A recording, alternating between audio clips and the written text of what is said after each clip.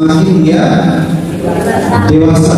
Semakin dekat dengan Tuhan, seseorang itu akan semakin berhikmat, semakin rendah hati. Semakin lama lagi itu, semakin keakuannya tidak ada lagi. Enggak lagi aku lagi tapi Tuhan, betul ya?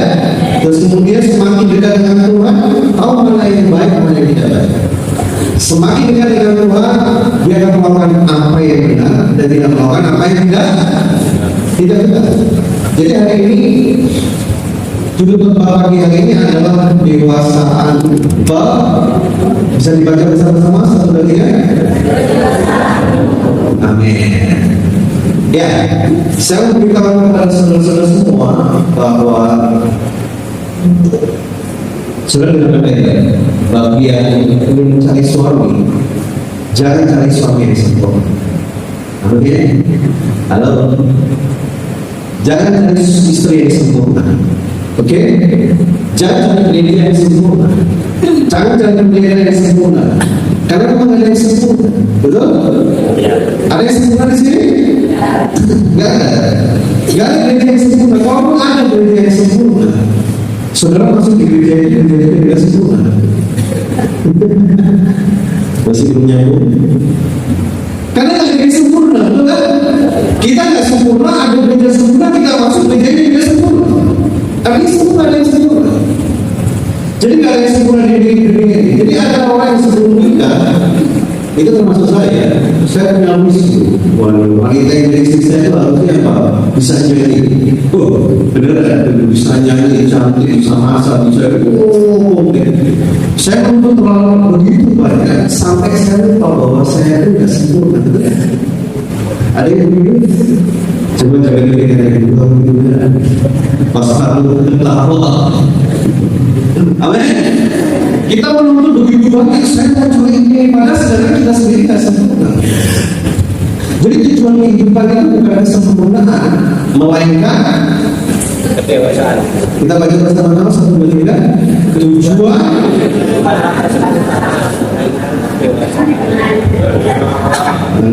lagi yang dibuka ya. Satu dua tiga.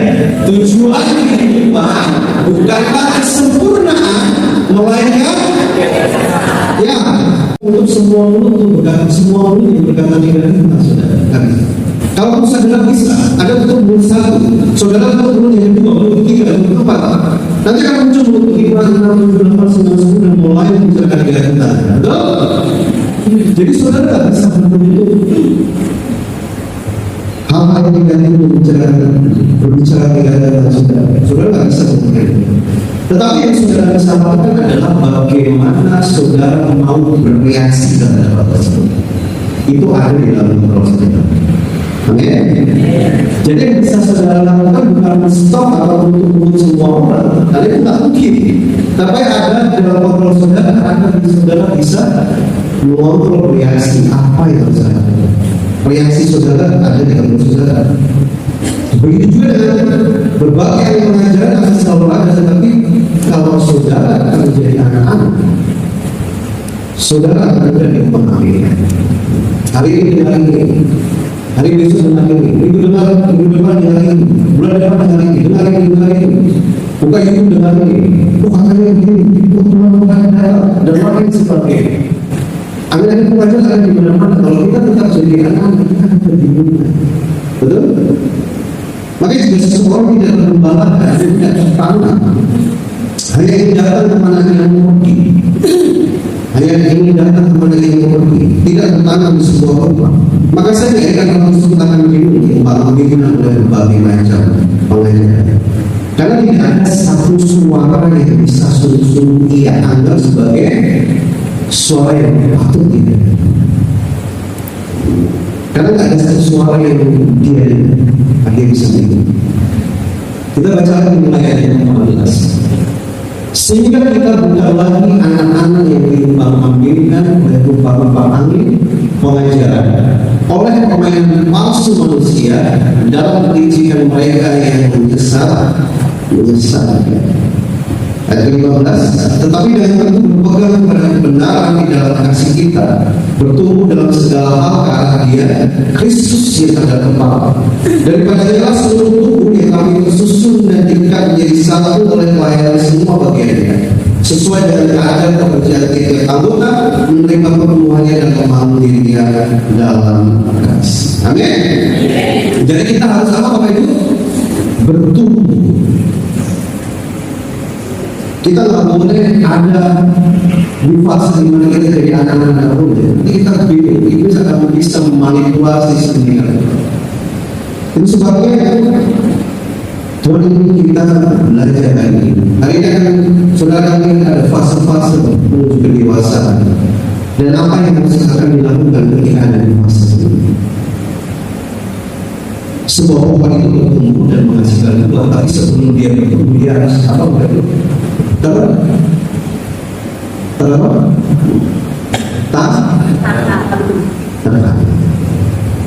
bagaimana bisa bertumbuh kalau dia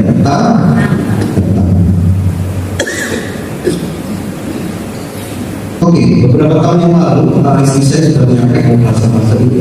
Mungkin ada yang ingat, mungkin ada yang lupa. Tapi saya akan sampaikan lagi. Dalam nama Yesus sudah semakin mengerti dan diingatkan. Bagi yang pertama kali hadir kita ada, sudah bisa mencatat ini akan sangat menolong saudara.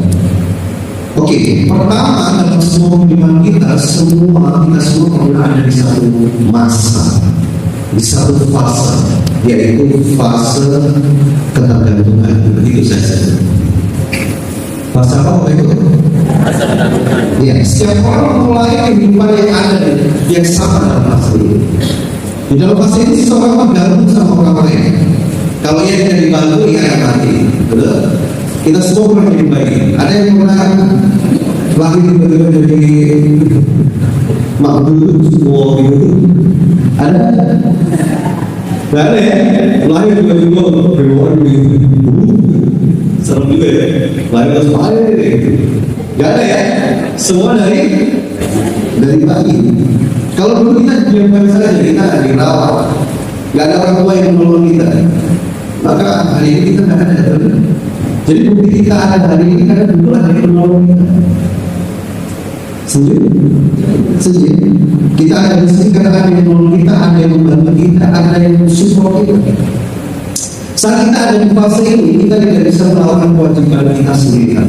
Di fase ini, kita tidak bisa mengerjakan sendiri. Kalau tidak itu harus dibantu. Kita harus selalu diawasi, kita selalu perlu diajar.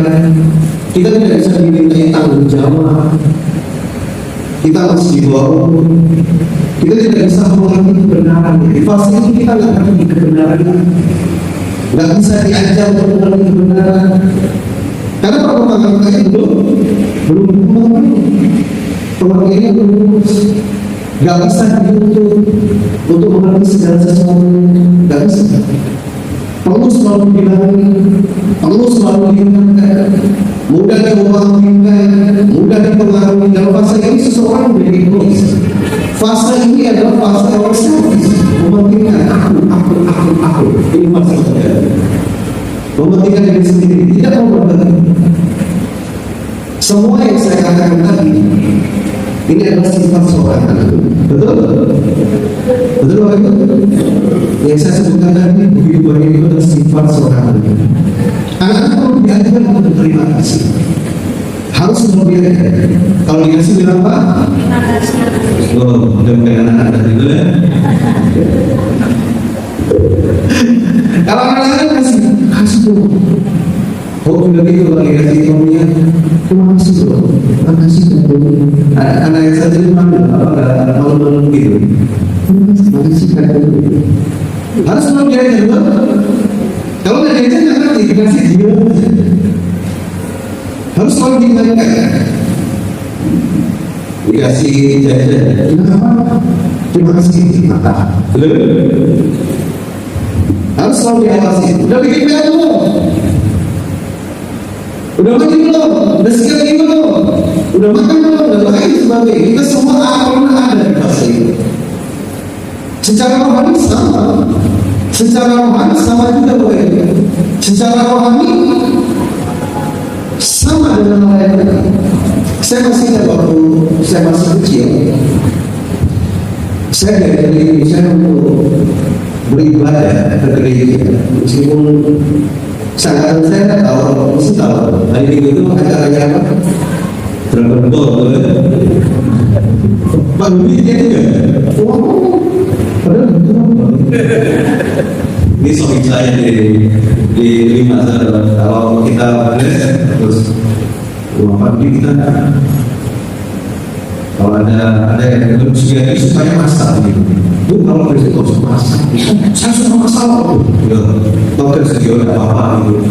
Terus dia kalau masak ngomong lah masak yang butuh senjata itu saya tidak mau di dasar di sini. Dalam dua ada apa? Doraemon. Jadi malas kalau musim ini. Malas musim berada.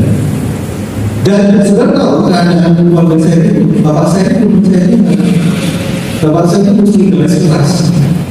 Mungkin ada muslim garis beton dan keras sama ibu. Oh, ada pesantren. Pagi itu pernah itu beruang begitu. Uangnya dan sangat lalu. Jadi kalau tak,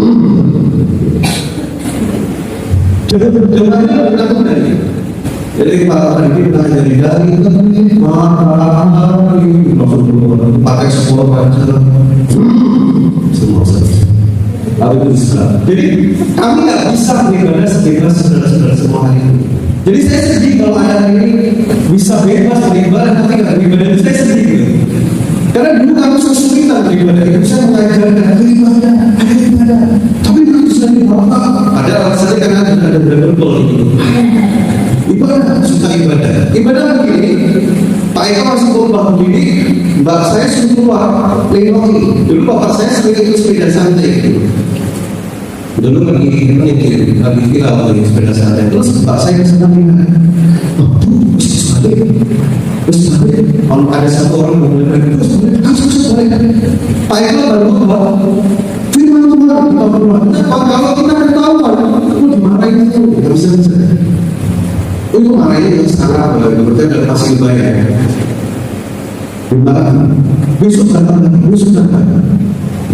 Sebegitunya ibu mengajar saya mengingatkan saya. Kalau ibu saya bilang hari saya beribadah, mungkin hari ini saya ada di gereja. Terus itu juga ngajarin saya kasih kesemangat. Itu dari dulu. Bukan dari itu. Buat saya semangat tidak dari dulu. Saya mau ceritain apa yang diajarkan. Kesemangat. Dulu kalau ada keluarga saya ini tidak cuma Kristen, keluarga saya cuma yang Muslim. Kalau saudara tahu keluarga saya ada yang jadi Ustaz, ada yang jadi pendeta, komplit. Kalau saudara lihat di belakang situ ada sekolah besar begini, ada Ustaz terkenal yang situ itu, nah situ itu kan desa ya, yang punya itu kan desa ya. Jadi keluarga kita ini keluarga Pancasila gitu. Nah saya kalau Idul Fitri pada itu dapat fitrah juga. Ada yang pernah mengalami seperti saya? Dapat fitrah gitu. Apa fitrah ya? Benar ya? Oh kita dapat hubungan dari ini mulai dulu simpan. Habis itu itu langsung terus sisi semua saya dan saya dapat 20% itu tadi setiap dapat lagi sisi lagi dapat jajan itu diajarkan dari kecil sampai hari ini kami dan kakak-kakak saya masih melakukan. Bahkan ibu saya tahu sampai hari ini melakukan. Yang diajarin ibu saya itu simpel, nggak perlu kasih persembahan dan sebagainya supaya nggak ada kejadian gitu. Kita kan sekarang udah kaya. Kenapa? Karena Yesus sudah kaya, betul? Jadi dari simpel sampai berpulang-pulang. Gimana kita anak kecil dapat 20.000 dapat nggak? 20.000 udah sabi sih udah. Kalau KSD itu jalannya dari anak ini kalau mulai jalannya ngomong paling gitu. Itu harus dipersembahkan. Itu nggak masuk akal buat saya. Ngomong sih.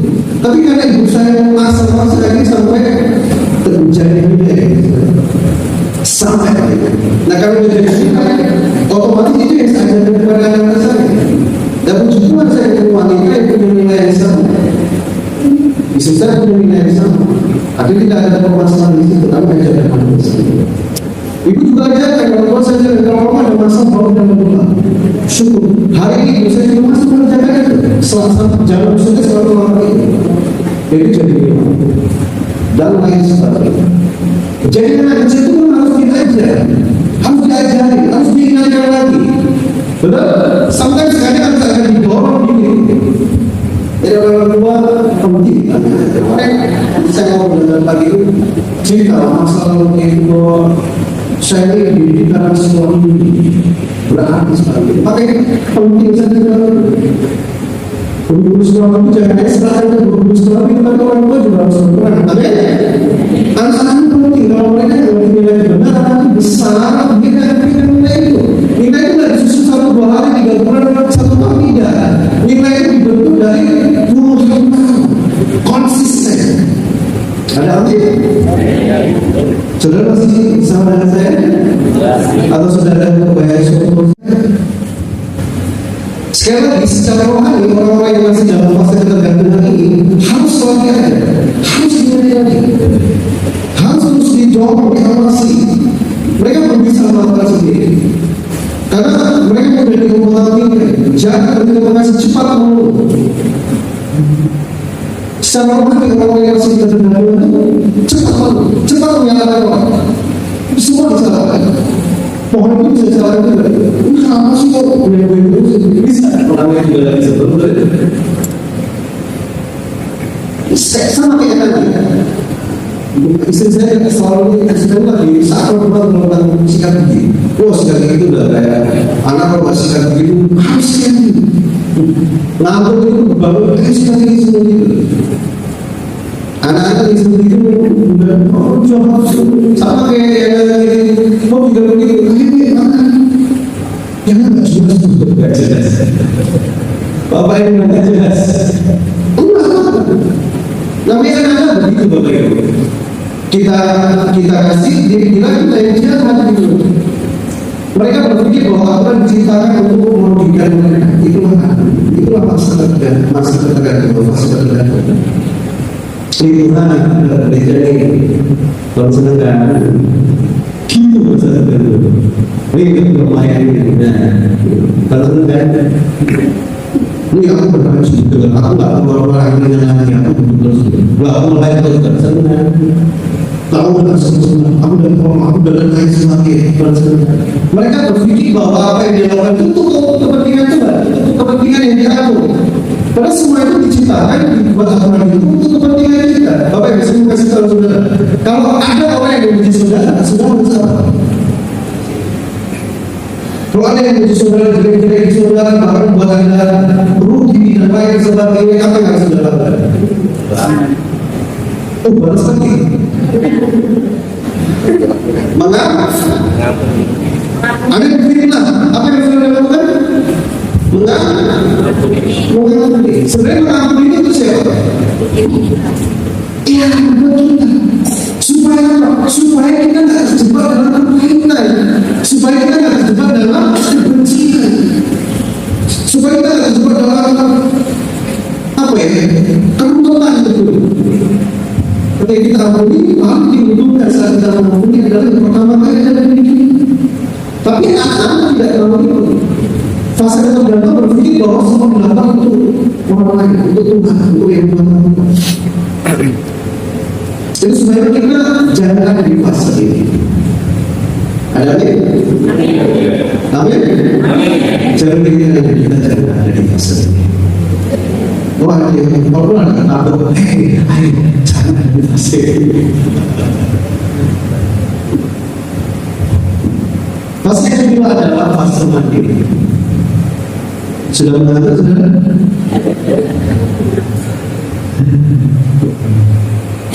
Dalam nama Yesus tidak ada sesuatu dari amin. Fase ini adalah fase mandiri.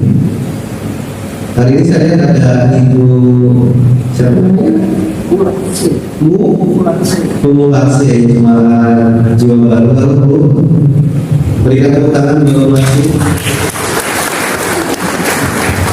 Kedua tanggal terus kemudian saya dapat mengalami dan terus diberikan. wanita yang sangat kuat. Saya dalam kesaksian luar biasa. Kalau nanti itu ya, Yesus yang memberikan kekuatan dan kesempurnaan di komunitas. Amin. Oke. Fase yang kedua adalah fase mandiri, di mana seorang mulai beranjak dewasa. Di fase ini seseorang mulai bisa berdiri sendiri. Tidak perlu lagi dibantu. Udah mulai memenuhi kewajibannya. Tidak perlu lagi diajari. Tidak perlu lagi diingatkan. Itu sebabnya bisa dipercayakan tanggung jawab. Dia tidak lagi menyusahkan orang lain. Karena dia sudah bisa melakukan segala sesuatunya sendiri. Tetapi di fase ini dia juga cukup untuk dirinya sendiri. Bukan untuk orang lain, tapi cukup buat dirinya sendiri. Dia tidak punya waktu untuk memulihkan orang lain. Orang lain di fase ini, sebagai kami akan bilang bahwa urusan diri aja susah, apalagi urusan orang lain. Mikirin diri itu baru dimungkinkan. Di fase itu masih ada seperti itu. Tapi dia tidak akan bakal teman-teman.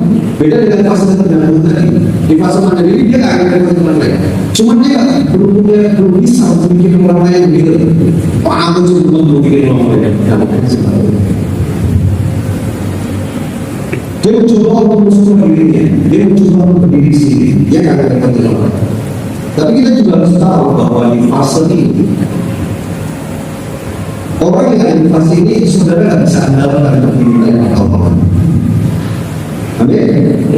Tahu? Bisa kembali saja. Dia memang sudah terlewati banget, tapi kita nggak bisa punya expect untuk minta pertolongan dia. Memang dia akan susah ini, karena dia mencoba mencukupi dirinya sendiri. Orang di fase ini tidak punya masalah sih, karena dia sudah bisa. Nggak perlu lagi diajari, karena dia bisa belajar sendiri. Dia mau cari tujuan hidupnya sendiri. Dia mau cari identitas dirinya sendiri. Dia mulai berkelana, dia mulai eksplor, dia sini, dia sana, cari sana dan sini. Saya sedang bicara tentang orang yang lagi belajar dewasa. Betul? Betul? Mulai dewasa, mulai belajar dewasa sendiri. Ya secara manis sama, nggak jauh beda. Bisa pergi belajar sendiri, bisa berdoa sendiri, bisa cari firman sendiri kalau lagi kepepet, bisa cari firman sendiri. Tapi dia nggak punya waktu untuk bisa melayani bersama. Dia nggak punya waktu untuk memberikan dirinya tentang, atau dia nggak punya waktu untuk memberikan dirinya menolong orang lain. Karena mungkin dia berpikir bahwa ini, nanti kan kita berdebat dengan orang lain kan, itu kemungkinan kan, kemungkinan berdebat dengan orang lain. Itu orang yang ada di fase mandiri. Dan kita maju ke fase berikutnya. Betul Pak ya? Saya beberapa waktu kami saya dan istri kita membangun gereja puji Tuhan bahwa berapa bulan ya ada gereja di gereja kita. Mungkin 2-3 bulan ya. Dari masih pertama kali. Bulan apa ya yang seperti ini ya? 3 bulan ya. Nah, gak indah gitu. Tapi kalau ada iman di situ, sedih. Dan Bapak itu menyampaikan itu. Wah luar biasa. Nah, pas waktu itu saya ajak juga temannya Lofi, dia lagi percaya Yesus begitu juga. Dia bilang ada sasaran juga dia marah. Dan kalau saya menyampaikan itu nggak dia itu kan, saya dari kecil sebetulnya. Tapi karena anak muda ini diberi Bapak itu bicara tentang bagaimana dia memutuskan dan bersyukur dan akhirnya dia bisa memenangkan hari dan hari diberikan berkat luar biasa. Anak muda ini terbakar. Tahu apa ini? Seminggu setelah itu, anak ini menjadi temannya. Jasad ya. Anak muda ini ngomong sama temannya. Bagaimana? Oh, aku percaya apa? Ini anak baru percaya Yesus setelah tahun sudah ada yang begini. Teman SMA. Kadang-kadang dia bebas dengan bapak-bapak yang tak pernah kita lihat lain di gereja. Tapi beberapa sih saya masih tahu bahwa biasanya kita tempat kecil bagi bangsa semua. Gereja itu diciptakan dari dulu, dari zaman Musa, zaman Yesus, kelompok-kelompok kecil itu sudah dibuat. Makanya nggak boleh besar, semua bisa sharing, bisa memberikan kesaksian perjalanan hidup itu sebenarnya gimana dan uang satu dan lain. Pelayanan di gereja tidak kalah penting sama dari pelayanan di gereja. Penting, sangat penting. Karena di situ setiap orang bisa melayani. Betul? Saya berkati dengan kehidupan Bapak ini. Saya melayani. Betul? Hari ini saya melayani.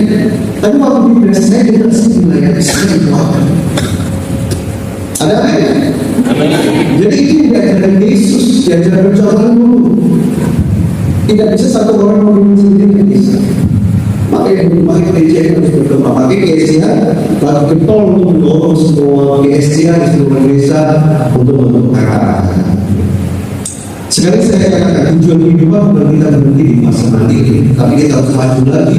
Kita harus terus bertumbuh melalui sebuah proses. Kita harus berubah sampai kita masuk ke fase berikutnya, yaitu fase fase berkembang. Di mana seorang menjadi dewasa. Nah, di fase ini orang menjadi dewasa. Ingat di Efesus tadi ya, Efesus 4:13 tadi ya, sampai ke dewasa. Orang-orang seperti ini senang untuk bersinergi dengan yang lain. Orang yang di fase ini senang bekerja sama, berpartner, bersinergi dengan yang lain. Karena dia tahu bahwa dengan bersinergi akan mendapatkan hasil yang lebih besar, lebih optimal.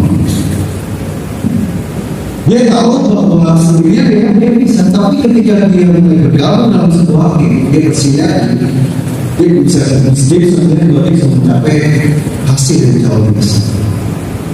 Jadi orang yang di fase ini sampai di pengertian itu. Orang-orang di fase ini siap untuk berpartner dengan orang lain. Tidak mudah tersinggung, tidak mudah menyalahkan. Keakuan itu udah nggak aku ini kalau nggak ada aku nggak bisa, nggak ada itu. Dia tahu bahwa semua tentang itu betul.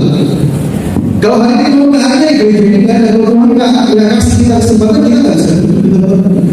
Dan lain sebagainya. Kalau Tuhan nggak kasih kesempatan kita nggak bisa punya rumah, nggak bisa mobil, nggak bisa punya anak, nggak bisa hidup, nggak bisa apa. Hari ini kita ada karena Tuhan ini kita ada.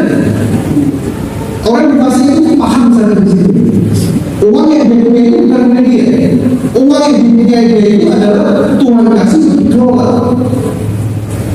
Amin. Kemampuan dia ini ada diberikan itu untuk dikelola.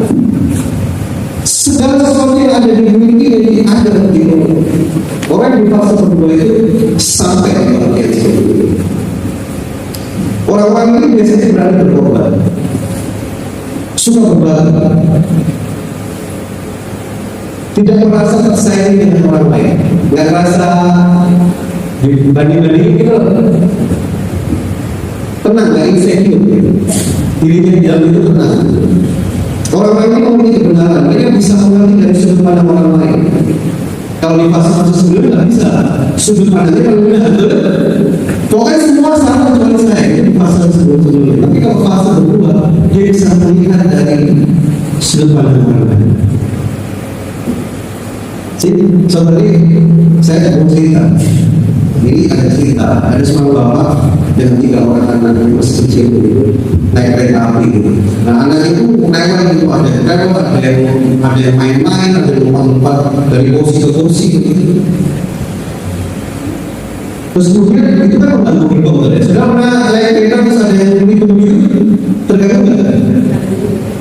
Gitu kan gitu. Yang lain mulai terganggu. Yang lain mengganggu mau gimana semua kan berisi dan lain sebagainya, mulai ada yang menghakimi, ada yang kemudian jadi itu anak ini itu ramai itu ganggu dan lain sebagainya. Tapi suatu saat bapak itu tetap diem aja, dia cuma lihat di jendela di tinggal.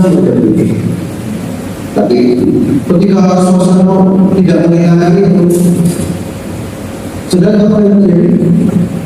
Suaminya itu, suaminya yang sangat tidak pandang, dia akan sedang pulang dari perjalanan pulang, baru aja menghubungkan istri yang itu.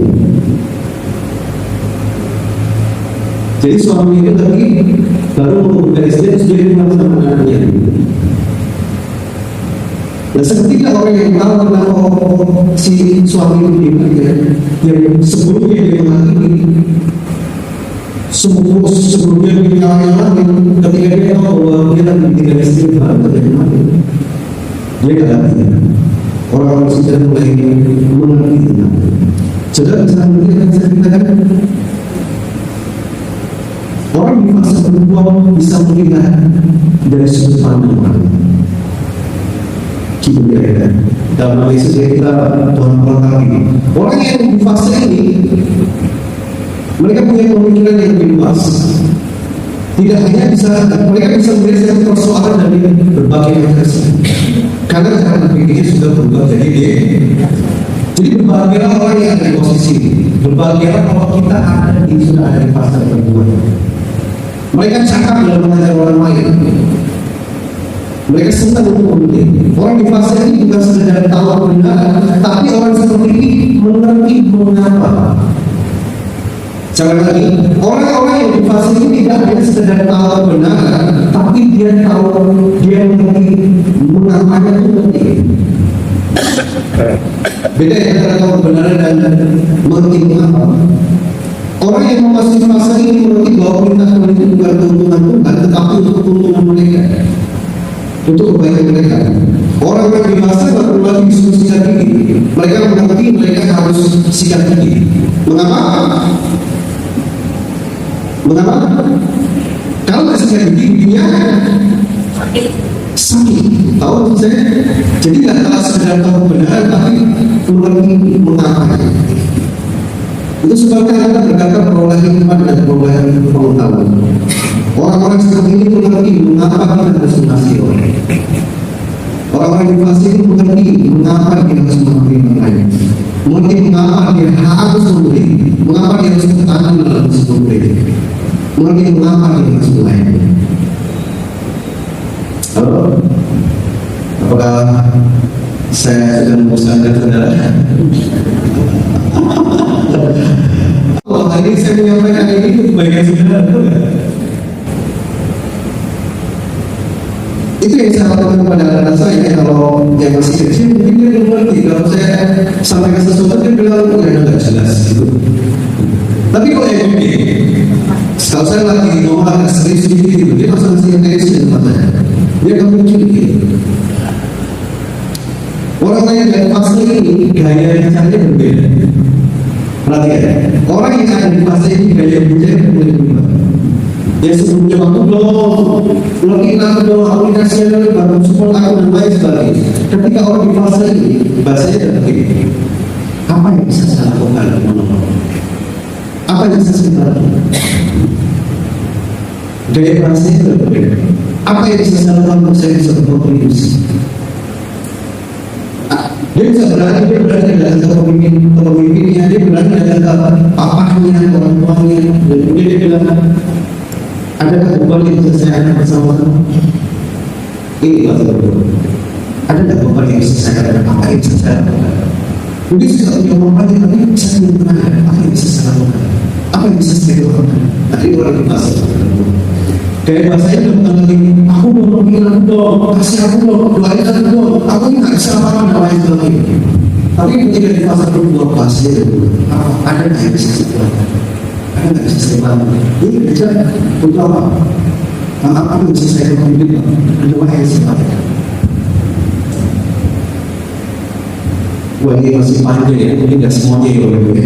Tapi ini fase kayak bahasanya sudah ada situasi waktu mungkin ya. Oke, kita kembali dulu di sekitar Rasul 3 yang menarik saudara dan berkati dari saya. Kita baca bersama-sama 1, 2, 3. Suatu hari dalam waktu sembahyang apa berbeda?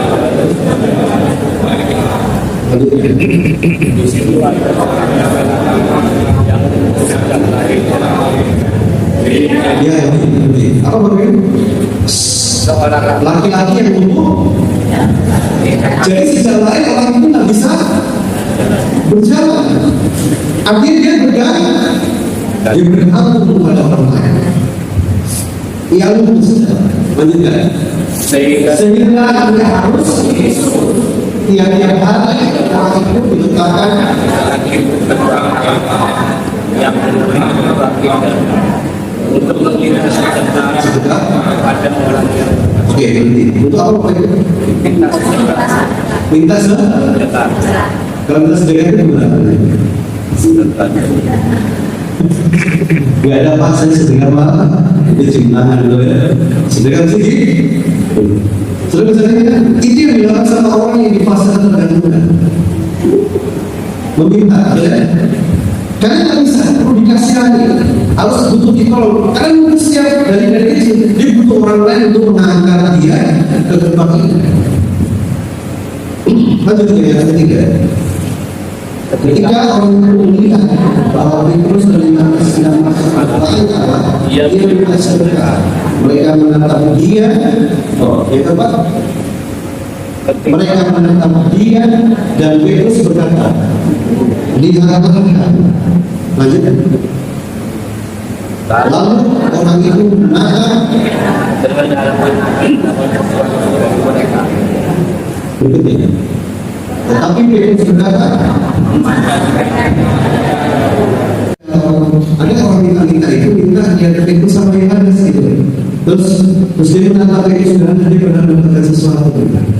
Terus kemudian Petrus sudah apa? Petrus sudah apa? 99,9% pasti jawabannya emas dan tidak ada. Itu jawaban yang kedua. Jawaban yang pertama apa? Sebelumnya.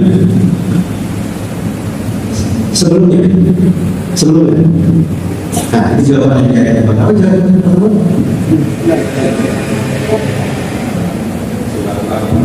Lihatlah kepada kami, jawaban yang pertama dari Petrus. Lihatlah kepada kami. Berarti kan Rasul itu menyampaikan kepada kita, lihatlah kami dulu juga seperti kamu. Mungkin Petrus tidak ngomong seperti orang itu, tapi Petrus pernah menanyakan Yesus. Aku pernah menanyakan Yesus, aku pernah menanyakan Yesus, aku pernah Yesus meskipun aku berani. Aku berkata sama Yesus, kamu akan dia bawa dan lain kali.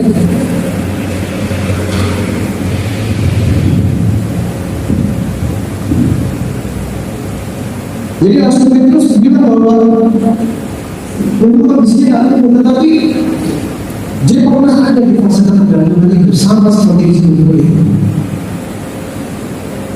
Tetapi Petrus dan Yohanes sudah maju. Dia tidak ada di fase tergantungan, tetapi dia ada di fase terkuat. Lihatlah kami. Beberapa waktu lalu saya menuju Yesus. Menghina Tuhan, padahal saya tidak. Lihatlah pada saya sekarang begitu kira-kira. Bagaimana kalau sudah merubah hidup saya? Saya sudah berubah. Saya tidak ada lagi di fase yang sama. Amin. Dan sudah bandingkan respon dari Rasul yang terus. Dia tidak punya rumah dan berbeda, tetapi sudah sadar perbedaannya. Ini kan sebenarnya kalau perbedaannya itu yang minta nggak punya, karena minta tak boleh. Sedangkan Petrus sudah tidak punya, gitu. Dia nggak punya emas dan perak. Jadi sama-sama tak punya. Tapi sudah tahu perbedaannya. Halo, tahu ya? Tahu ya? Perbedaannya ada di setiap hati. Pak itu sudah tidak lagi meminta, tapi dia sudah bisa. Aku nggak punya maksudnya, tapi apa yang ada pada itu aku berikan kepada. Ada yang berhenti dari emas dan perak. Kalau kasih kamu emas dan perak, itu nggak akan berubah. Sama aja, apa kita minta lagi gitu. Tapi ada yang bisa berubah. Ya tahu aku akan berikan ada nama yang tidak segala milik Yesus Kristus. Amin. Ayat 7 saya baca. Lalu ia mengatakan orang itu dan membantu dia berdiri. Seketika dia juga berkeluarlah kaki dan mata kaki orang ini. Lanjut. Ia memulai berdiri lalu berjalan kian kemarin dan mengikuti mereka dalam mereka berjalan dan melompat pas kami menuju Allah. Perhatikan Bapak Ibu, perhatikan. Di fase ini, dia tidak ada lagi di masa terjadi orang itu sudah bisa berdiri, ya. Dia nggak pernah berdiri seluruh hidupnya, kemudian dia bisa berdiri. Dia masuk ke fase ini. Ayat ke-9. Seluruh rakyat itu melihat dia berjalan sambil memuji Allah, lalu mereka mengenal dia yang disebut sebagai orang yang biasanya duduk mengira sedekah di gerbang indah dari Allah, sehingga mereka takjub tercengang dengan apa yang telah terjadi padanya. Karena orang itu tak mengikuti Petrus ayat 11, maka seluruh orang banyak setengah tinggalan itu datang menghubungi mereka di senam yang disebut Senawi Sauli. Yang ke-12, Petrus melihat orang banyak itu berkata, hai orang Israel, mengapa kamu heran tentang kejadian itu dan mengapa kamu menatap kami seolah kami membantu kami berjalan karena kuasa untuk kesenangan kami sendiri. Ini yang saya suka perhatikan. Kalau saudara hidup dengan Tuhan, mujizat itu biasa saudara lihat. Amin. Saudara bisa lihat mujizat begitu banyak terjadi. Jadi jika saudara ingin mengalami mujizat kembali, berjalan tidak bersama Tuhan. Itu sebabnya dalam Nabi tidak ya, kira-kira dalam mujizat itu orang Israel kan mereka dalam satu hal. Kalau saudara pernah keluar negeri, ada yang pernah keluar negeri, mungkin ada beberapa yang pernah keluar negeri yang lain seperti ini. Tapi pernah ke perang Medan? Belum ke perang Medan.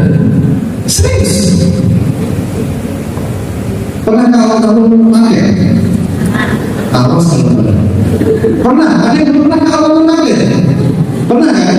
Nah, saudara kalau saudara kalau pakai, saudara gini.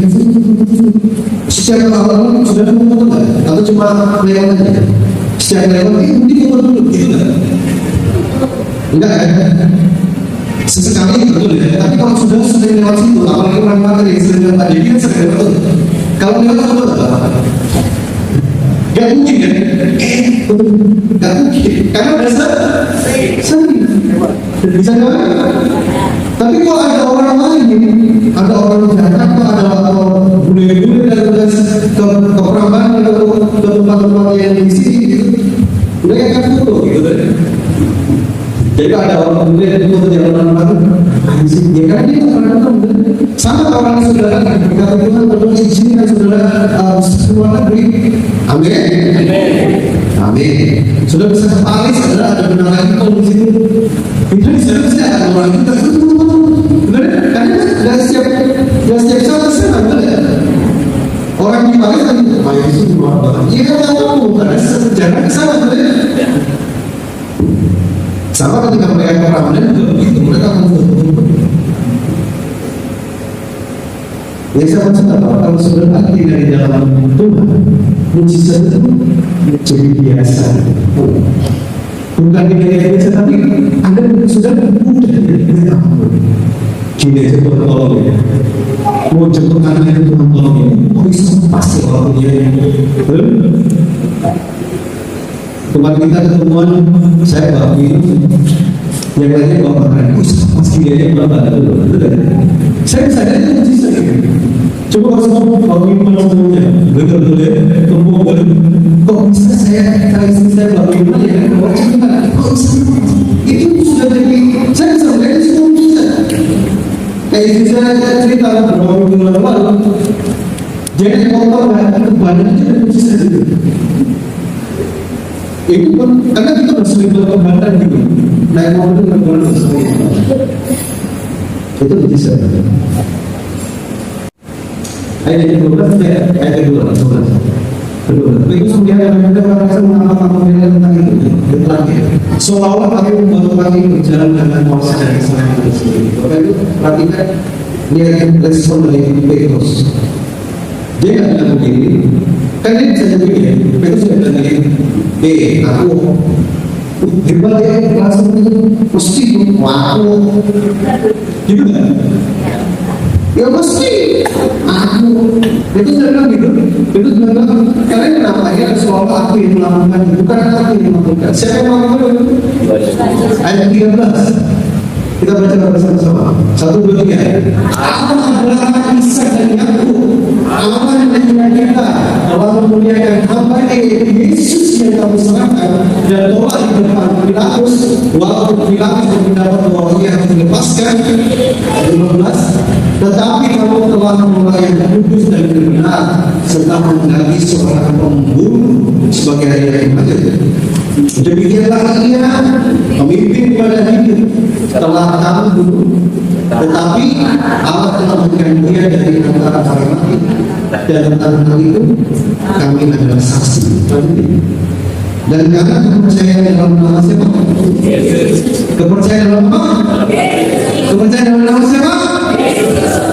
Maka nama itu menguatkan orang yang kamu lihat dan kamu kenal ini, dan kepercayaan itu telah memberi kesembuhan kepada orang ini di depan kamu semua. Siapa yang menyembuhkan? Yesus. Petrus katakan Biblia ini karena aku, karena kesalehanku. Ini tidak sembuh kalau bukan aku. Petrus ada di fase berbuah. Dia di dalam keadaan dewasa. Dia bilang bukan aku yang memulai, bukan karena kesalahanku, tapi karena kepercayaan dalam nama Yesus. Saudara percaya dalam nama Yesus? Siapa yang percaya dalam nama Yesus? Pamer katakan. Apa yang berikan rumah dalam Yesus? Kepercayaan itu telah memberikan kesembuhan. Ada apa? Dalam nama Yesus hari ini yang sakit, karena kepercayaan saudara terhadap nama Yesus, sakit disembuhkan.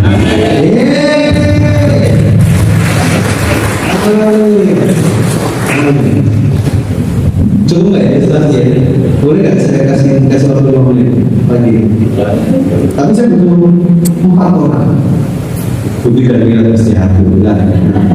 Karena aman dulu. Saya butuh 4 orang, jadi 3 orang. Pak, satu yang lebih kecil ya. Saya minta besar Mas Fahim. Nah, ini dari rasa Mas Budi kan kita lagi. Mas Fahim itu belum jadi gitu ya. Pak Budi. Dan dia berdiri Pak. Bahkan saya menghindar dari kalau masuk di depan sini, kalau masuk di depan sini segala jadi silakan berdiri itu ya, berdiri panggilan sakit. Oke, ini proses ilustrasi mungkin 5 menit atau ya berdiri. Nanti akan dipraktekkan. Ini tidak ada persiapan, jadi nanti angkat ya dari satu, nanti ada yang diangkat, satu di belakang, nanti yang kedua angkat dulu. Berdiri atau ada siapa ya? Kalau angkat berdiri kok bisa? Satu orang aja. Ini udah 3. Ayo, waktu berjalan. Ya, ini saya ya, nah, kira-kira siapa yang dengan dia? David jangan ya. Nah, sekarang David jadi orang umum. Oke? David orang umum gimana? Seperti dengan ayah. Nah, orang tolong akan David tidak di sini. Pak orang, nah ini di bawah, bukan ya? Kalau depan sini, ya, tetapi jangan berhenti di mana. Oke. Sudah. Kalau saudara di hari ini yang sekedar cerita orang umum, mungkin tidak berani berkorban, pemimpin, tidak lagi mementingkan diri sendiri.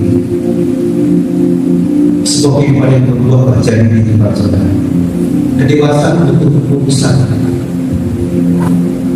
Saya katakan lagi, kalau saudara hari ini ada masalah di fase ketergantungan, saudara harus bersedih. Jangan putus asa. Miliki kalimat bahwa keadaan itu tidak selamanya. Amin. Akan bagaimana?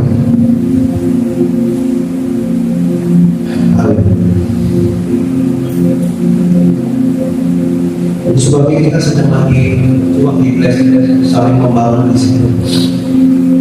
Tujuannya supaya menuju pemimpin-pemimpin yang lainnya. Pemimpin-pemimpin itu akan memimpin lainnya, anggota-anggota yang lainnya. Mungkin ada orang yang baru bertanam atau orang-orang baru percaya. Pemimpin-pemimpin itu bisa memimpin orang itu. Itu tujuan yang kita ciptakan.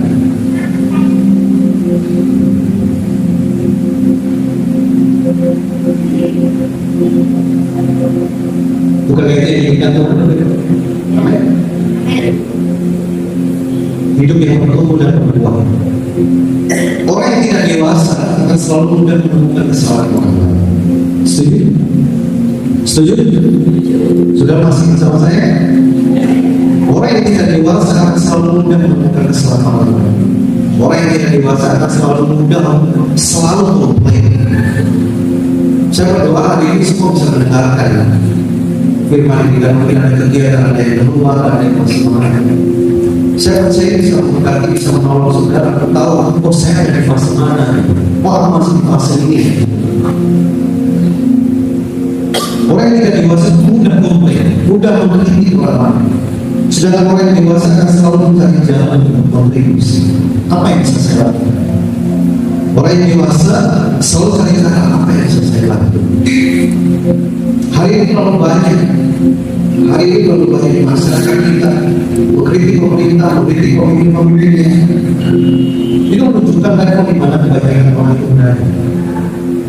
Tapi hanya sedikit yang bilang apa yang bisa saya bantu, apa yang bisa saya lakukan untuk memberikan solusi, atau apa ada yang bisa aku berikan untuk kontribusi, apa ada yang bisa saya tolong, apa ada yang bisa saya lakukan sedikit. Bagi yang sebenarnya menjadi pada saat saudara bisa berkontribusi, bukan menerima juga bahagia, tapi jauh lebih berbahagia saudara-saudara. Ada apa? Kalau saudara sampai ke situ berbahagia, saudara mengerti itu berbahagia. Bisa saudara bayangkan, kalau gereja ini penuhi. Coba saudara bayangkan, kalau gereja ini jemaat yang aktif kira-kira ada 160, 170, betul begitu? 100 berapa? 70? Ada 170-an dengan anak-anak, kaum muda dan lain-lain. Sudah bisa bayangkan, kalau 170 orang itu semuanya dewasa. Wow, apa dampaknya? Luar biasa.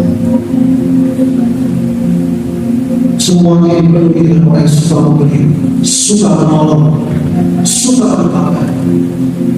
Bukan orang yang suka komplain, suka nyalakan satu dan lain.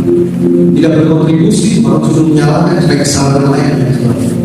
Tapi kalau 170 orang ini semuanya orang yang mengalami kedewasaan itu, saudara yang tinggal di bawah aja, tempatnya yang dipakai melantik terbang tinggi, membuat nama Tuhan kemudian akan ada ribuan orang yang akan datang ke sini untuk dilayani. Orang-orang lupa akan datang di sini, dia akan bangkit lagi. Orang yang butuh finansialnya, orang yang butuh secara mentalitasnya, orang yang butuh secara karakternya.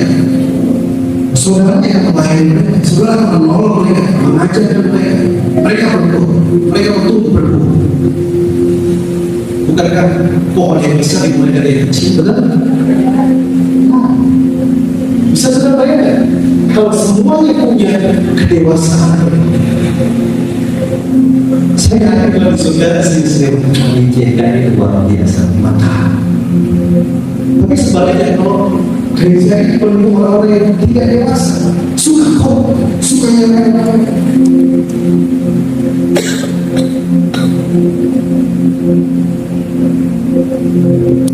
saya kira cuma di sini akan bertumbuh dan berbuah, mengalami kedewasaan penuh. Oke, saya rasa waktu saya sudah habis. Terima kasih saudara.